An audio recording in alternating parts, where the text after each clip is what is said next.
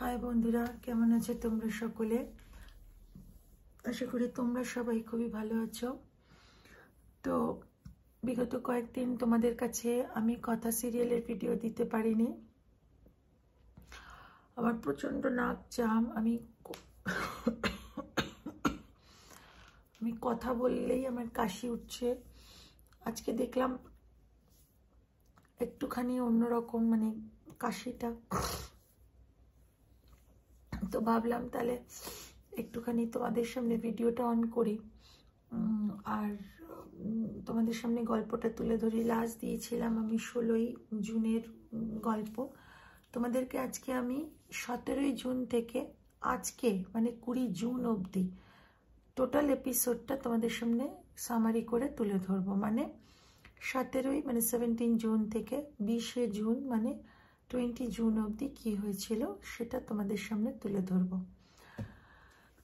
ক্ষমা প্রার্থী বন্ধুরা এরকম হওয়ার জন্য, আর আসলে শরীরটার জন্য এরকম হয়েছে। তো আমি আবারও তোমাদের কাছে ক্ষমা প্রার্থী। তো চলো আর দেরি করবো না। Welcome and welcome back to my channel serial update with নিকা।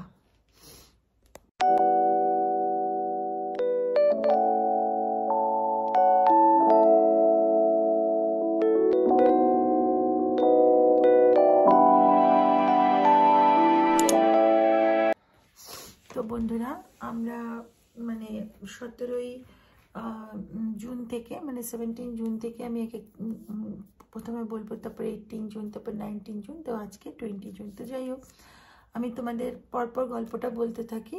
তো আমাদের এর মধ্যে কি হয়, যেহেতু মানে রিচা, প্রান্তিক, বাসু গুরুজি এদের একটা মানে ইয়ে হয়ে যায় যে ওরা জগৎ ব্রহ্মপুরে ওরা এই মাস যে ওই যে বিষ ফুল, যেটা ফায়ার ফ্লাওয়ার, ওটা প্রয়োগ করবে লোকেদের মধ্যিখানে। এত ক্রাউডেড হবে রথযাত্রায়, তো সেটা ওদের মধ্যে রয়েছে। কিন্তু যেমনি বাসু গুরুজি জানতে পেরেছে যে কথা ওর মেয়ে, তো কথাকে বাঁচানোর জন্য আপ্রাণ আর কি চেষ্টা করেছে যাতে কথা বাঁচতে পারে, এবং তাই জন্য গুরুজির ছদ্মবেশ নিয়ে কথা যে আশ্রমে আছে সেই আশ্রমে উঠে আর কথাকে দেখতে পায়, এবং কথাও তো বুঝতে পারে না। কথা পায়ে হাত দিয়ে প্রণাম করে, কথার মাথায় এরমভাবে হাত দেয়, কথা জল পরিবেশন করে। কিন্তু কথা না ওই বাসু গুরুজির ব্যাগের মধ্যে দেখতে পায় হচ্ছে বিলাসিতার কিছু জিনিস, যেমন ঘড়ি আর ট্যাবলেট মানে এই যে যেটাতে ফিল্ম টিম দেখা যায়, তো সেই জিনিস রয়েছে। আর কথাকে ওই বাসু গুরুজি বলে যে মারে, আমি না তোর কপালে দেখতে পাচ্ছি একটা বড় বিপদ আছে, তুই না একটু দূরে দূরে থাকিস। আর মনে মনে ভাবে যে ছোটবেলা থেকে তো আমি সেরকম কোনোভাবে কথাকে করতে পারিনি, তো আমি ওকে এখানে আমি বাঁচাবো, আফটার অল ও আমার মেয়ে। তো এদিকে কথার তো একটু ডাউট হয়। কথা ঋতুকে বলে যে আমি ঠিক সুবিধা করতে পারছি না এই গুরুজিকে, কেন গুরুজির ব্যাগের মধ্যে বিলাসিতার জিনিস, গুরুজিদের ব্যাগে আবার কিসের বিলাসিতার জিনিস রে। আর এই গুরুজি মনে হয় আমাকে ভয় দেখাতে এসেছিলেন। তো যাই হোক, অপরদিকে তো এভি তো সমানেই রেগে রয়েছে আমাদের কথার ওপর। সমানে অঙ্কিতকে বলে যাচ্ছে একদম কথার কাছে যাস না, ও হচ্ছে ইন্টারন্যাশনাল এজেন্ট, ওর সঙ্গেই থাকিস না। যাই হোক, কোনো মতে তো সকলে মানে ইয়ে হয়েছে যে হ্যাঁ ঠিক আছে, একসাথে কাজ করবে। এবার যেটা ঠিক হয়েছে সেটা হচ্ছে যে আসল যে রথটা সেটা একটা সাইডে থাকবে, আর কথা তো মানে জগন্নাথ ঠাকুর, বলরাম আর সুভদ্রা, এই অঙ্কিত আর ঋতু এরা সব সাজবে। তো যাই হোক, আর কানে ইয়ারপিসও লাগানো রয়েছে। তো ওদের যখন ওই আবিরের এইতে কাশতে আরম্ভ করেছিল, তখন ও সব মানে ছোটকা ওই ধুনো নিতে, মানে ধুনুচি যে ধোঁয়া দিচ্ছে সেটা দিতে দিতে বলেছে যে কথার বানানো প্রতিষেধক এর মধ্যে আছে, কোনো চিন্তা করবে না, আপনারা ঠিক হয়ে যাবেন। অপরদিকে কথা আবার ইয়ারপিস দিয়ে বিনায়ক স্যার আর অগ্নিকে বলে যে ওরা পালিয়ে যাওয়ার চেষ্টা করছে, শিগগিরই আপনারা আসুন। তো তাতে বিনায়ক স্যার ফোর্স নিয়ে আসে, আর যারা ওই আবির ছড়াচ্ছিল তাদেরকে মানে গ্রেপ্তার করে। আর প্রান্তিককে ধরে হচ্ছে আমাদের অগ্নি।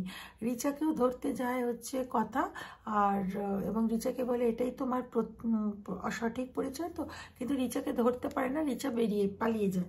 তো সকলে, বিনায়ক স্যার আর সকলেই খুবই প্রশংসা করে কথার।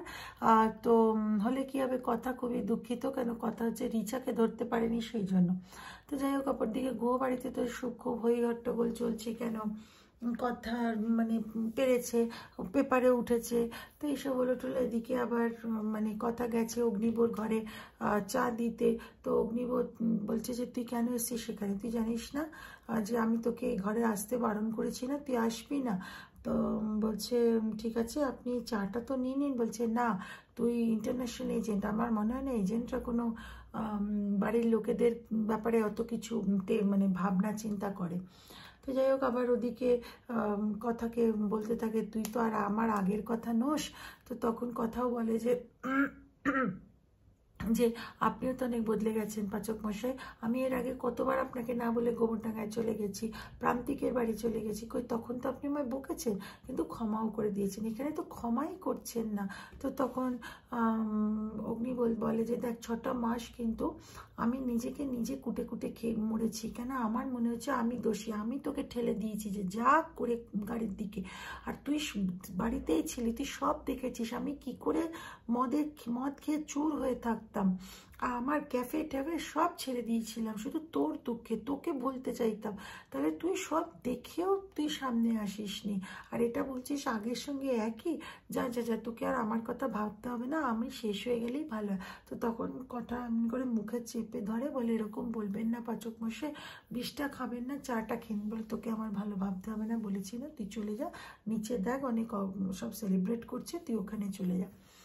তো কিছুতেই তো হয় না, এর মধ্যে ঋতু আবার নিয়ে চলে যায় কথাকে।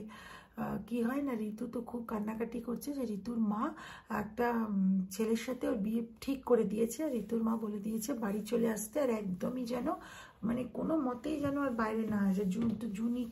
জুনিও শুনলো, তো তাতে তো এবার কি করা যাবে, এবার ঋতু তো বাড়ি যাচ্ছে, এবার ওখানে নীলাদ্রি আর অঙ্কিতও যাচ্ছে, তো নীলাদ্রি আর অঙ্কিতকেও বলা হলো।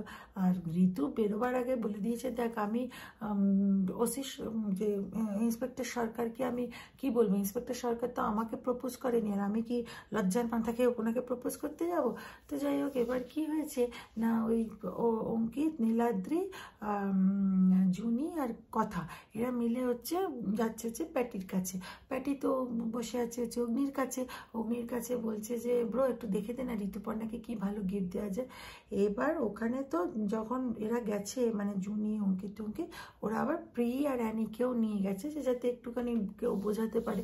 এবার ওদের মধ্যে হচ্ছে কে বলবে, ওকে বলছে তুই বল, ওকে বলছে তুই বল, তো কেউ তো সম্পূর্ণটা বলতে পারলো না।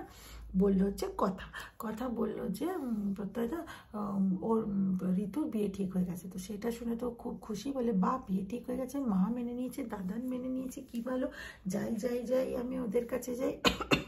বলছে তখন সকলের মাথায় হাত, বলছে হে ভগবান, বিয়ে ঠিক হয়ে গেছে, বলছি ভাবছি ওর সাথে বিয়ে ঠিক হয়েছে। তো তখন তারপরে মানে কথা আবার বলল যে অন্য একজনের সাথে বিয়ে ঠিক হয়েছে। তখন ও একটু বুঝতে পেরেছে যে কি হয়েছে, ওনারা হামাও করে কাঁদছে, বলছে তখন সকলে বলছে আমরা তোকে শেখাবো যে কিভাবে ঋতুপর্ণাকে প্রপোজ করতে পারবি, তুই এতদিন একটা প্রপোজ করতে পারি না, তুই না পুলিশ। তো যাই হোক, তো তখন আবার দেখা যাচ্ছে যে এটা তো হলো। এবার কি হয়েছে, আমাদের মানে অগ্নি বলছে আমি তোকে শেখাবো তুই কী করে প্রপোজ করতে পারবি, তবে প্ল্যানটা শোন, আগে হচ্ছে ঋতুপর্ণাকে এখানে আনতে হবে, আর ঋতুপর্ণাকে এখানে এনে তারপরে প্রপোজ করব। আর ওদের মধ্যে ঠিক হয় যে কে আনবে, বলে জুনিয়ার কথা। তো তখন অগ্নি বলছে জুনি শোনো, তোমার ওপর ভরসা করতে পারি, কিন্তু আরেকজন যে যাচ্ছে তার ওপর না। তো যাই হোক, এইসব হলো টুলো। এবার আমরা দেখতে পারি যে ঋতুপর্ণাকে কোনো মতে ঋতুপর্ণার মাকে মানিয়ে ঠানিয়ে যে হ্যাঁ কাকিমা, মানে জুনিয়ার কথা গেছে গোবরডাঙ্গায়, আর ঋতুপর্ণার মাকে মানিয়ে টানিয়ে যে কাকিমা একটা ওর বিয়ে তো ঠিক হয়ে গেছে, তো লজ্জাবস্ত্র পর্যাবস্ত্র কিনতে যাই, একসাথে কিনে ওকে আবার ফেরত দিয়ে যাব। তো প্রথম ইনিশিয়ালি তো ঋতুপর্ণার মা রাজি হয় না, তারপরে কোনো মতে রাজি হয়েছে, তো সে নিয়ে আসে। এদিকে গুহ বাড়িতে সেট আপ হচ্ছে যে কিভাবে বলবে প্রত্যয়, আর প্রত্যয় তো কিছুতেই বলতে পারছে না। তো যাই হোক, এবার কি হয়েছে, ঋতুপর্ণা এসছে আর প্রত্যয় ততক্ষণ প্র্যাকটিস করছিল, এবার প্রত্যয় এসে ঋতুপর্ণা আমি আপনাকে বলতে পারে না, আমার জল তেষ্টা পেয়েছে, জল খেতে গেছে। তারপরে আবার ঋতুপর্ণা আমি আপনাকে, ও এত জল খেয়ে পেয়েছে, একটু বাথরুম যাবো। তখন মেবি বলছে তোর দ্বারা হবে না, তুই দাঁড়া, আমি কি করি। তো গেছে, যা ও স্পটলাইটের কাছে গেছে। তো বলি এবার একটা পার্টনার পাঠা। ওদিকে ছোটকা বলছে এভি আর মানে অগ্নি আর এর মধ্যে তো এরকম চলছে কথার মধ্যে, তো আমরা দেখি একে কথাকেই পাঠাই। তো কথাকে পাঠিয়েছে, কথাকে পাঠানোর পরে অগ্নি বলছে তুই এসছিস, শোন এটা কিন্তু আমার মনের কথা নয়, প্যাটিকে শেখানোর জন্য। তো ওকে শেখানোর জন্য ওকে আবার মানে গোলাপ টোলাপ দেয়, অগ্নি কথাকে প্রপোজ করে। তো যাই হোক, তো এবার আবার তখন প্যাটি শিখে টিকে নিয়ে তারপরে ঋতুপর্ণাকে প্রপোজ করে এবং ঋতুপর্ণাকে বলে যে আমি তোমাকে ভালোবাসি আর তোমাকে বিয়ে করতে চাই। তো বন্ধুরা, এটাই হচ্ছে আমাদের 17ই জুন মানে 17 জুন থেকে 20 জুন মানে 20 জুন অবধি কথা সিরিয়ালের এপিসোডের গল্পগুলো তোমাদের সামনে একসাথে তুলে ধরলাম। তো আমি খুবই দুঃখিত এইভাবে তোমাদের সামনে ভিডিওটা দেওয়ার জন্য। আমি যেখানে প্রত্যেক দিনেরটা প্রত্যেক দিন দিই, সেখানে তোমাদের কাছে একসাথে দিয়ে দিয়েছি।